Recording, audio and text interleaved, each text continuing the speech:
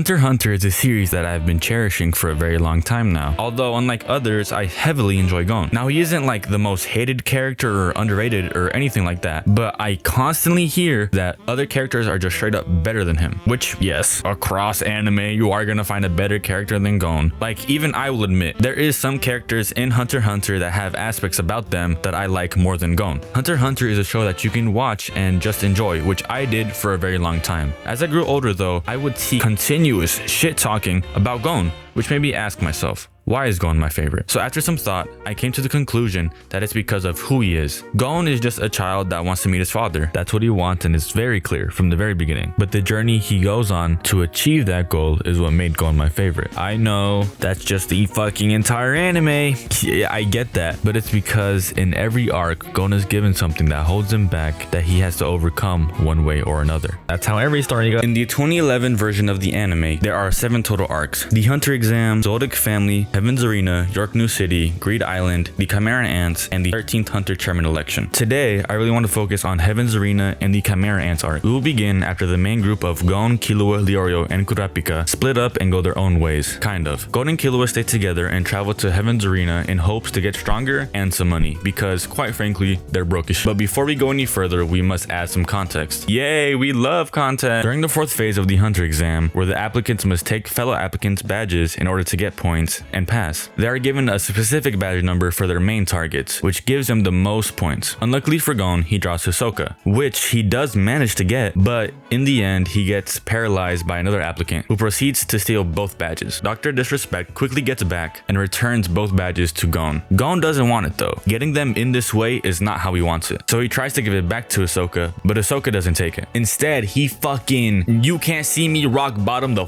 fuck out of Gon and says he will take it back once Gon can hit him just like that. Now we can skip to when Gon and Killua arrive on the 200th floor after a relatively easy climb. It's there where they meet Hisoka once again. This leads to a whole story of them learning Nen and fighting and blah blah blah blah. In the end, Gon fights Hisoka 1v1, where Gon hits Hisoka like how Hisoka hits him. Although the effect of the punch differed greatly, they both knew what had to happen next, and so Gon returns the badge. Even after having his arms broken, fighting to get his friend back, and almost getting killed, forgot about that one, he never forgot about his goal of returning the badge to Hisoka. Although this wasn't the end of Hisoka and Gon, it was the last we really get to see of anything to do with that Hunter Exam. Now that I think about it, there is that one guy during the Chimera Ant arc, but we know what happens to him. Regardless, now Gon can move on to bigger things. The badge wasn't exactly holding him back, but it was something that really kept him in that place of time. We all have something that we still hold on to that keeps us in the past. Personally, I was at my grandparents' house. It was summer, the summer vibes,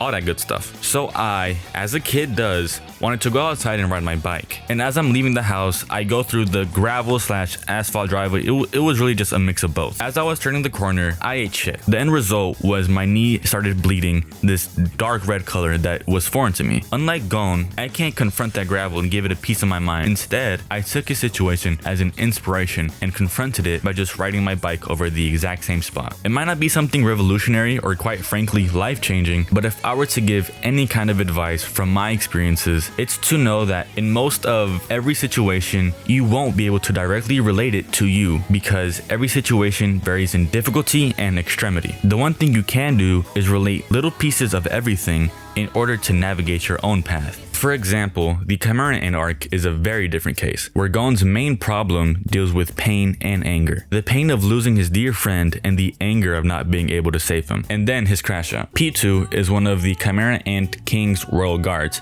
aka top 4 of these ants from the Dark Continent. Now, I won't give context of who they are and things like that, but no, they are very, very strong. P2 engages with Killua, Gon, and Kite. Kite quickly finds out the strength difference between the two of them when he loses his arm, and he yells at Gon and Killua to run away. But Gon's not about that. He wants his get back. But Gon is knocked out, and so he wakes up and Kite's gone, and now his goal is to get his friend back. We'll say after an invasion and a half, Gon finds P2 trying to heal this blind girl who is basically a love interest to the Ant King.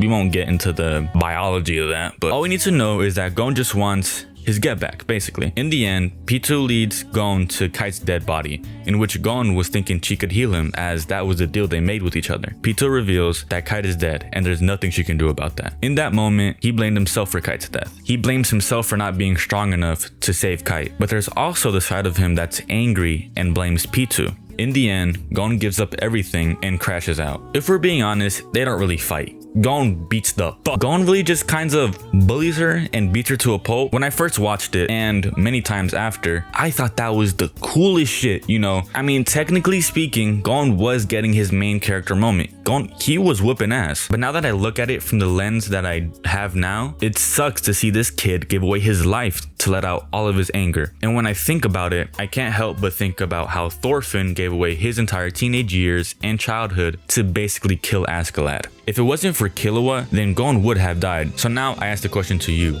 At what point is it too much to give to get that revenge? Is it your relationships? Your humanity, your life? Yes, these characters getting their get back is fucking great, but they give away everything and get nothing. Eren destroys the world to save his people, but what world would they have to explore when it's all destroyed? Now, I won't be stuck in stone with this opinion, as I'm sure many of you have arguments and points that can change my perspective on all of their situations. My learning point is this was an error from Gon. He almost didn't even achieve his goal of meeting his father because of this. So when I look at this whole thing and think about what I can take away from this, it's that I am going to crash out. It's inevitable. I'll do some shit that I'll regret. But as long as I have people around me that help me in my time of need, and it'll turn out okay. As well as it's probably best to think about what I'm going to lose by getting revenge. In conclusion, I want to make it clear that Gon isn't perfect. He is selfish, most of the times impulsive, compassionate, and also a real textbook definition of a crash out. Gon is my favorite because of these things. I love the pros and the imperfections because that makes him who he is. Gon is my GOAT, and I'm not ashamed. Now that I'm reading the manga, I can catch up and talk about the Dark Continent Expedition arc.